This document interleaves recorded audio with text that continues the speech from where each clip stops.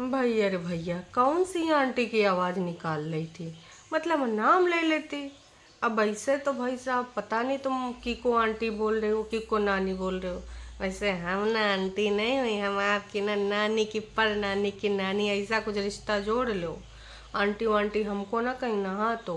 वैसे देखो, हमें लगा भी नहीं कि हमें तुम बोल रहे हो, ऐसी आवाज़ तो हम निकालते नहीं कि तुम नहीं लगा सकती तो जिंदों नहीं लगा सकती। अब थोड़ा सा ना हिंट दे दिया करो, पहली ऐसे काहे बुझाती हो। दूसरी चीज, तुम विद प्रूफ आने वाली थी, कहाँ गए वो सारे प्रूफ? मतलब प्रूफ कहाँ रह गए रास्ते में? भाई दुनिया भर की चीज़ें दिखाई गई हैं। हिमाचल की वादियों से निकलता हुआ भृंगराज तेल बक्से पे। बच्चे का तो बढ़िया है, बच्चे तो ऐसे ही पेंट करते हैं, लेकिन माँ की ये पेंटिंग माँ बेटे ने करा पेंटिंग। घर में मेरे भाई की भी एक छोटी बेटी है ना, तो वो भी कुछ भी पाके ऐसे पोता पाती किया करती है। 2.5 साल से ऊपर की है। लेकिन मम्मी मतलब सिट की पेंटिंग हम मानते हैं, लेकिन माँ की पेंटिंग ऐसे, ओ माय माय गॉड। खैर छोड़ो जी जी, पहले हम आपके टाइटल की करेंगे बात। भाई जो प्रूफ थे, रास्ते में लेके तुम आ रही थी, उसके बाद डॉट डॉट थे ना, मुझे लग रहा वो डॉट डॉट में ही कहीं प्रूफ छुप गए हैं। जो बोलेगा भागीदार बनेगा, उसको सुनना पड़ेगा। ओके, तो भाई सुनाओ। जिसको जो सुनाना है सुनाओ, जिसको जो भागीदार बनाना है बनाओ। वैसे दीदी, इतने लोगों ने बोला है, इतने लोगों ने, कि अगर तुम अपना कमेंट सेक्शन पढ़ लो भाई साहब, तो तुम ना 2-4 दिन बोलते रह जाओगी। कुछ लोग तो बस नॉनसेंस लिख के चले जा रहे हैं और इसे एग्री करते हैं 317। तो भाई साहब, इन 317 को कहाँ बोलोगी? मतलब आपका मन वाइटे पे आए के चाहे यहाँ पर छीछा लेदर मचावें, लेकिन ना सब आपको सिर्फ देखें, कतई कुछ न बोलें। दीदी मतलब विगत कई दिनों से तुम सिर्फ और सिर्फ धमकी दे रही हो। जुड़े आध्यात्म से हो, ये कैसा आध्यात्म है? अगर आध्यात्म से जुड़ के कोई मनुष्य का यूँ हाल हो जाता है, तो भाई साहब वो आध्यात्म से दूर ही रहा है तभी ज़्यादा अच्छा है। क्योंकि भाई आध्यात्म होता है कि भाई सुकून शांति से अपना जीवन जी रहा है इंसान। लेकिन हमरी जिज्जी का अध्यात्म इस प्रकार का है, ये हमने नहीं सोचा था। इस लेवल का अध्यात्म है कि अंदर से एकदम ज्वालामुखी भरा पड़ा है। तनिकों से भाई साहब धक्का लगे तो एकदम ब्रूम। मैं तो हे एवरीवन, एक बार फिर से आप सभी का स्वागत है। दीदी का ना यो जो है का धमकी वाला वीडियो, विगत कई दिनों से हम सिर्फ धमकियां सुन रहे हैं। अब कागजी पति ने जो बोल दिया है कि प्रूफ तो हमारे साथ भी हैं, बहुत सारे हैं, मैं विद प्रूफ आऊँगा अगर ज़्यादा चरित्र पे आ गई। उस दिन जो तुमने बोला था ना, का चीज़, होटल रूम घुटन नहीं हुई है, शेम ऑन यू। तो भाई हस्बैंड जी ने जो बताया है, लग रहा है समझ में आ गया। क्योंकि अंकुश अग्निहोत्री बस 2 लाइन बोल देता है, उसके बाद उसको गंध मचाने की ज़रूरत नहीं पड़ती है। वही बोला था ना, 100 चूहे खा के बिल्ली चली हज को। तो लग रहा है कि भाई हमारी प्यारी दीदी को, टीनेज दीदी को, बाकी तो सब आंटी हैं, हमारी प्यारी दीदी अभी छोटी बच्ची है, कॉलेज गोइंग नहीं स्कूल गोइंग, कॉलेज गोइंग ज़्यादा हो जाएगा जी। अभी तो दूध के दांत टूटे हैं और स्कूल जाती है ठुमुक ठुमुक। जैसे बड़ी दीदी शिमला गई थी मम्मी जी के साथ, ठुमुक ठुमुक, है ना, तो ठुमुक ठुमुक स्कूल जाती है। अब सिड की सहपाठनी है, तुमको क्या पता है? कोई सब कहते हैं कि वाह तुम तो सिड की छोटी दीदी लगती हो, तुम तो लगती ही नहीं उसकी मम्मी। तो मम्मी जी बताते हैं कि मैं संतूर का भी अंतूर होता है, उसका मैं सोप यूज़ करती हूँ, जिससे मेरी स्किन से मेरी उम्र का पता ही नहीं चलता।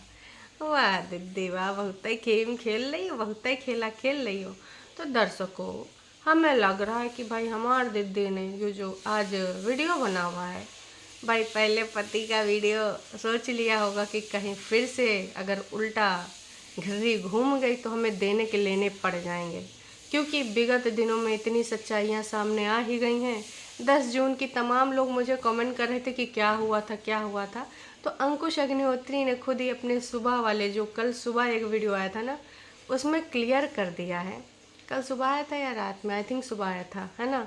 तो भाई साहब जो कोट पैंट पहना था, जो उससे पहले आया था, जो 13 मिनट समथिंग का था, उसमें एक वीडियो के नीचे कमेंट है, उसमें लोगों ने बोला क्या था कि भाई 10 जून को जो भी हुआ है वो भी बताओ। तो उन्होंने बताया था कि किस प्रकार से कपड़े खींचे गए, किस प्रकार से धक्का मुक्की हुई। वैसे तो इस बारे में बहुत पहले पोलम पट्टी खुल चुकी थी, जो वहाँ पर उपस्थित लोग थे वहाँ पर, तो उन्होंने आके बता दिया था, लेकिन कंफर्मेशन ज़रूरी थी। और उन्होंने पूरा भी विवरण यहाँ पर वीडियो में तो आके नहीं दिया है, पर उन्होंने कमेंट में ज़रूर दे दिया है कि भाई इनके द्वारा ऐसा किया गया। साथ में ये भी बताया गया है कि जब कभी ये ऐसा कुछ कोशिश करते हैं मिलने मिलाने की, पहले इन दिनों तो अब कोई वो ही नहीं है, पहले जब कोशिश किया गया है तो कई बार हमारे जिज्जी प्यार से गिरेबान तक पहुंच गएंगे कि कॉलर पकड़ के अभी तुझे बताती हूँ, तो मेरी शर्तें नहीं मानेगा, देख तुझे कैसे धूल चटाती हूँ, वो वाली सारी चीज़ें है ना। तो अब भाई इतनी सारी चीज़ें जिज्जी जिस तरीके से धड़ाके से लिखी थी कि ना अब तो सीधे प्रूफ से बात होगी, बहुत होगी गवाह।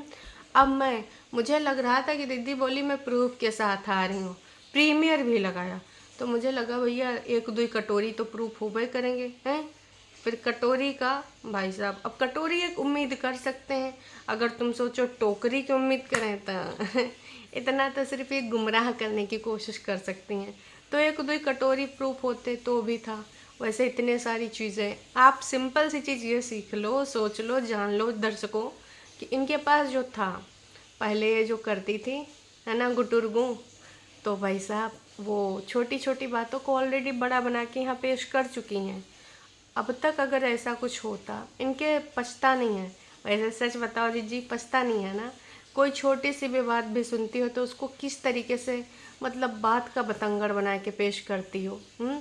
भाई अब जैसे अंकुश के बारे में कुछ भी पता चला, विगत दिनों में इल्ज़ाम लगाए, होटल वाले रूम वाले मुँह काला करा के आ गया, तो वो चाहती तो इस चीज़ को दबा के रख सकती थी अगर इनको घर बसाना था। और आसपास जैसे घर बसाना होता है, अगर इनको पूछना भी था कि ठीक है 3-4 साल में हमें सेल्फ रियलाइजेशन हो गया है कि तुम मेरी शर्तों पे नहीं झुकोगे, तुम मेरी शर्तें नहीं मानोगे, तो मैं सोच रही हूँ कि चलो अब हम ही लोग दोनों मिलके मान लेते हैं। मतलब ऐसा बात कर सकती थी ना, क्योंकि देखो शर्तें तो माननी नहीं थी कि तीर्थ यात्रा भेज दो, ऊपर फ्लोर बना लो, बहन आनी नहीं चाहिए, ननद रानी आनी नहीं चाहिए, तो ये सब शर्तें तो इनको पहले ही मना कर दिया गया था।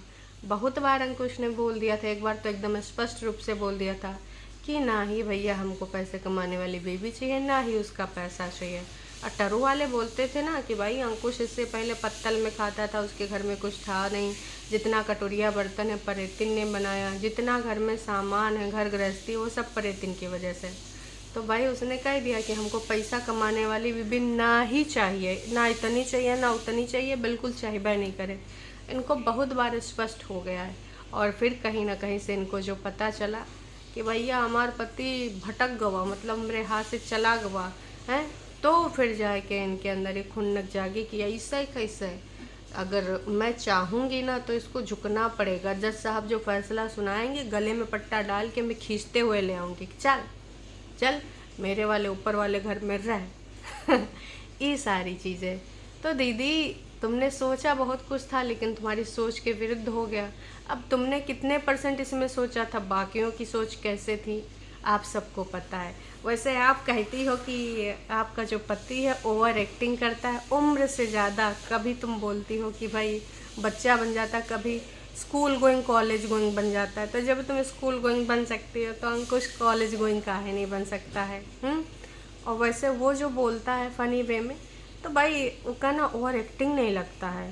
ये जो तुमने बोला है कि एक आंटी हैं, वो ऐसे लगता है कि हमारी नहीं उनकी शादी हुई है, तो यार तुमको इतना काहे लगता है कि किसी आंटी की शादी तुम्हारे पति से हो जाएगी। उसने कल तक बोला है भाई कि 2020 में है ना, जुलाई में 30 जुलाई को तुम्हारे साथ उसकी शादी हुई थी।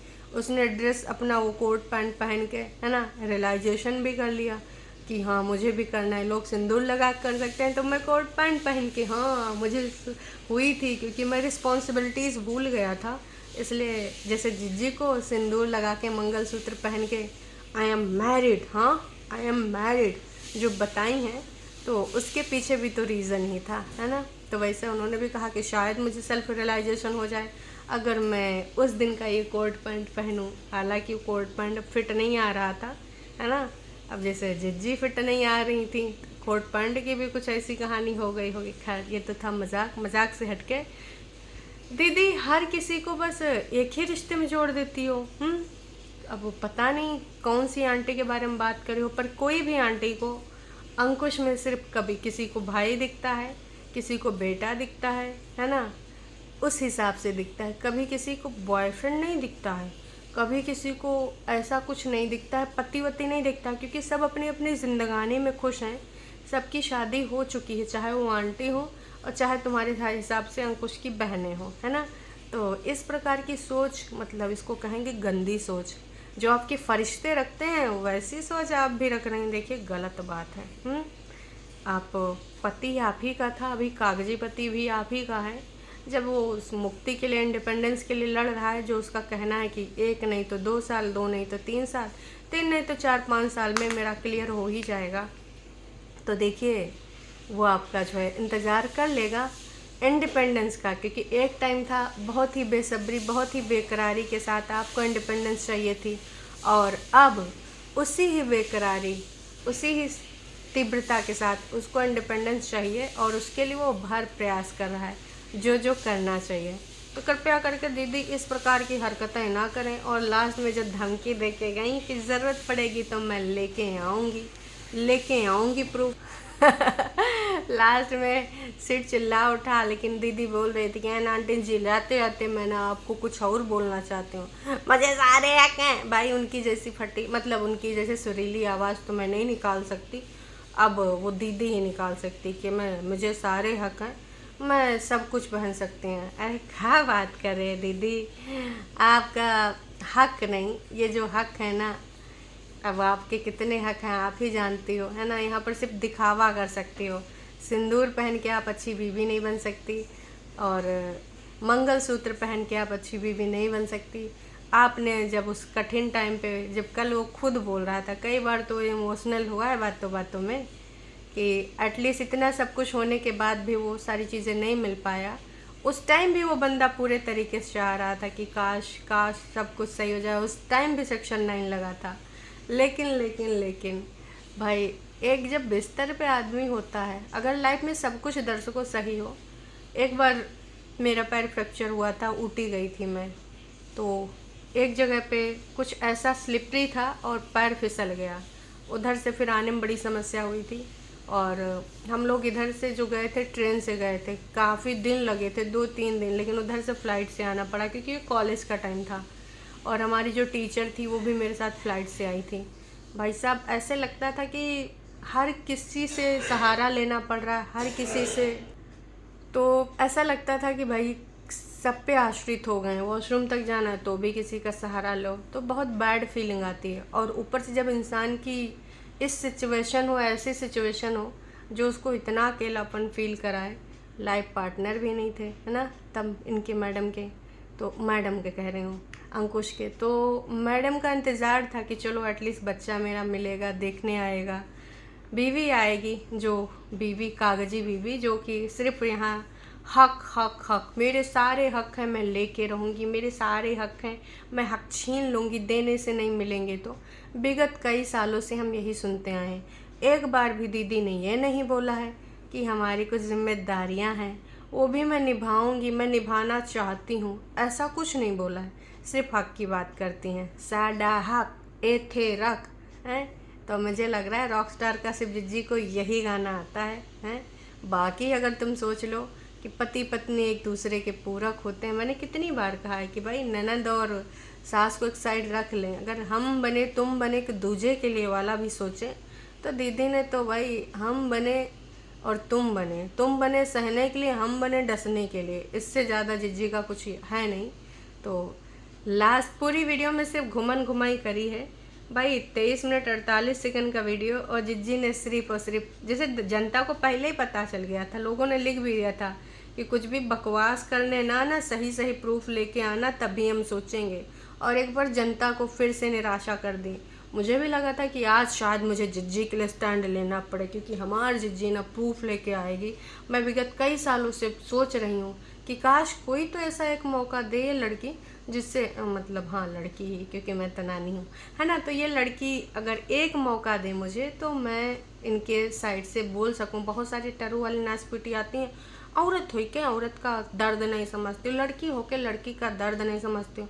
अरे भैया, अरे बहिनी, ये जो लड़की है ना, ये है गम, अरे बोले जा रहे थे बम, निकल हुआ गम, वैसे सही सही शब्द सिलेक्ट हुआ है। अंकुश की ज़िंदगी का सबसे बड़ा गम, और यहाँ पर वाईटी पे करती रहती है विस्फोट है। भाई एक जगह ये मुझे ऐसा सॉलिड रीज़न दे दे जहाँ पे अंकुश की पूरी गलती हो और मैडम बेचारी एकदम दूध की धुली हो, इनोसेंट हो, तो वाकई में मैं स्टैंड लेने के लिए तैयार हूँ। बिल्कुल, क्योंकि भाई देखो, जो गलत होगा वो गलत होगा। कई जगह पे जहाँ पे अंकुश की बात गलत लगी है, हम लोगों ने बोली है, बेफिक्र हो के बोली है। तो ऐसा नहीं कि अंकुश की को भी कभी कोई गलतियाँ नहीं होती है, वो इंसान है, भगवान का अवतार थोड़ा। यहाँ तो गाली गलौज वाले भी फरिश्ते हैं, बोला जाता है कि वो भगवान के अवतार हैं। का ही बताएं भाई साहब, ऐसे लोगों को भगवान का अवतार ऊपर वाला भगवान भी कहता होगा है। ये मेरे नाम को ऐसे कौन बदनाम कर रही है, मूर्ख प्राणी, मैं तुझे भस्म कर दूंगा। खैर छोड़ो, भगवान के अवतार ऐसे नहीं होते, पर शायद कुछ लोगों को ऐसे ही लोग भगवान का अवतार लगते हैं। तो आंटी जी जिसको भी आप बोल रही थी, हर कोई आंटी होता है, खासकर कुछ लोगों में तो उसे आंटी आंटी जो होते हैं सिर्फ ये लोग बोलते हैं कि जो हम मॉडर्न वाली जो सोच रखते हैं, है ना, इनकी परिभाषा क्या है आंटी की मैं बता दूं कि बड़कन्नी जीजी आंटी नहीं है, वो एकदम दीवा हैं। जैसे सना मकबूल, आई एम दीवा, दूसरी वाली सना सुल्तान के अंदर दीवा का डी भी नहीं है। तो चलो, वो अपना बोलती थी और अपनी बातों पे अडिग रहती थी, हैं। ये तो पल पल बदलने वाली। तो बड़कन्नी एक डीवा है, छोटकन्नी एक डीवा है, मम्मी जी तक डीवा है। अगर बात करो डीवा की तो मम्मी जी तक डीवा है। आंटीज कौन होता है, इनका जो पैरामीटर है वो यूँ है कि भाई जो बातचीत करे, जो यहाँ पर आके वार्तालाप करे, है ना, इनके ऊपर डिस्कशन करे, वो आंटी, उसकी सोच आंटी।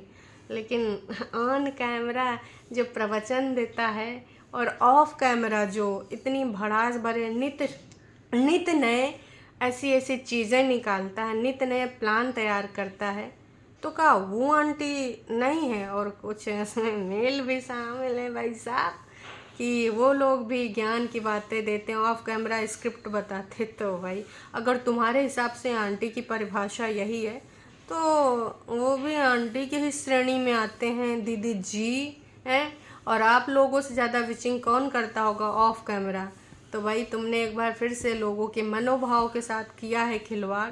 तुमने बोला था प्रूफ लेके आओगी, अब सीधी बात होगी प्रूफ के साथ। अरे तो निकला टाए टाए फुस फुसकी बम है भाई। पहले तो तुम वह अपना इधर उधर चाय पानी घर ऊपर नीचे कहानी करते दिखाई, वादियों से निकला तेल, डब्बा पेंट, ये सब दिखाया तुमने। कपड़ा लत्ता अब रखोगी, फिर लोगों को उल्लू बनाओगी। लेकिन भाई तुमने सिर्फ और सिर्फ सोचा कि व्यूज़ कम मैटर है तो व्यूज़ ले लेते हैं। अब वो व्यूज का पता कल आवे कि ना आवे। तो दीदी देखो, बहुत ही गलत काम है। इस प्रकार से हरकतें करोगी तो लोगों को पसंद नहीं आएगा, बिल्कुल भी पसंद नहीं आएगा। तो कृपया करके जो बात है ना, सीधे सीधे लिखा करो, टाइटल कुछ और मतलब कुछ और। जाते जाते अंकुश को भी धमकी ही दे के गई है मैडम कि भाई साहब मेरे पास तो काफ़ी प्रूफ है, और